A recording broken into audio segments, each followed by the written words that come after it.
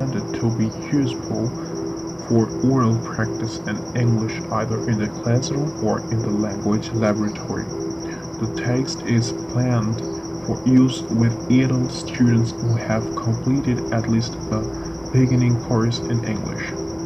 In this text, oral class or laboratory work is initiated through online conversations, and further practice and exercise form is derived from or allied with the conversation.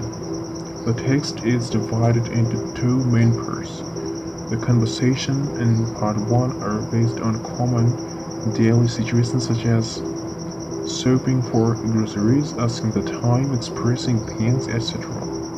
Those in part 2 emphasize particular structural or lexical features of the language, for instance, regular verbs, tag questions, final prepositions, noun clauses, etc. These exercises for the situational conversation in part 1 are based on case sentences from the conversations. At the beginning of each exercise, the line in the conversation from which the case sentence was taken is noted. For pedagogical purpose, in a few instances, the case sentences for an exercise has been changed to a slightly different form that of the sentence referred to in a particular conversation.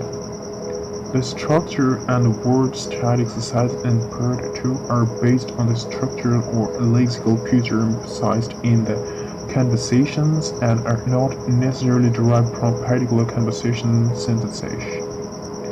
All the exercises in English conversation practice are designed in program fashion. All cue words or cue sentences are presented at the left of the page and the expected responses or answers are given at the right. Although in strict oral producers, students will not usually refer to the text. They can, if so desired, go with the light column with a strip of paper and slide the paper down, revealing its expected response after having previously made the response early. The situational conversation in part 1 of the text don't have a fixed sequence.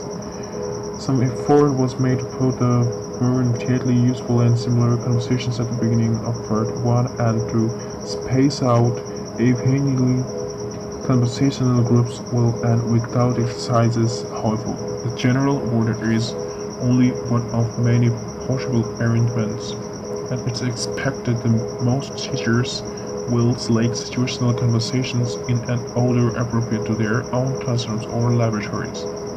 The coverage of structural and lexical features in part 2 of the text is not comprehensive. Rather, it deals mainly with those aspects of the English language with which intermediate and advanced students most often have difficulty. The structural topics in part 2 progress from those aspects of the language generally considered easy to those generally considered more difficult, and in many instances there are logical sequences of 3 or more topics. Again, however, there is no fixed sequence and the teacher may wish to select topics in a somewhat different order.